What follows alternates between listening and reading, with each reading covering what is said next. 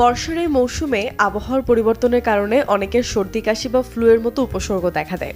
তাই এই সময় মৌসুমী এবং সহজলভ্য সবজি হিসেবে পাট শাক নিয়মিত খাদ্য তালিকায় রাখতে পারেন, কারণ এতে আছে প্রচুর পরিমাণ ভিটামিন সি, যা ভাইরাসজনিত সংক্রমণ এবং সর্দি কাশির বিরুদ্ধে শরীরকে আরও ভালোভাবে লড়তে সাহায্য করে। জরায়ুমুখ, কোলন এবং ফুসফুসের ক্যান্সারের ক্ষেত্রে পর্যাপ্ত ফোলেট গ্রহণ ক্যান্সারের ঝুঁকি কমাতে সাহায্য করে। পাট শাকে ভিটামিন B9 বা ফোলেট শরীরে নতুন কোষ তৈরি এবং ডিএনএ মেরামতের মতো গুরুত্বপূর্ণ কাজে ভূমিকা রাখে। এছাড়াও চোখের স্বাভাবিক কার্যকারিতা বজায় রাখতে সাহায্য করে এবং রাতকানা রোগের বিরুদ্ধে লড়ারও ক্ষমতা আছে ফোলেটে।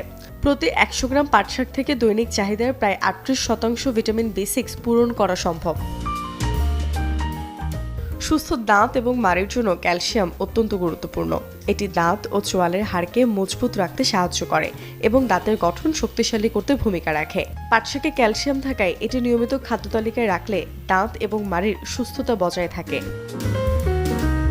কোলাজেন সুস্থ ত্বক এবং চুলের জন্য অত্যন্ত গুরুত্বপূর্ণ। এটি ত্বকের তারুণ্য ধরে রাখতে এবং সূক্ষ্ম বলিরেখা ও ভাঁজের উপস্থিতি কমাতে ভূমিকা রাখে। পাট শাকে থাকা ভিটামিন B2 শরীরে কোলাজেনের স্বাস্থ্যকর মাত্রা বজায় রাখতে সাহায্য করে।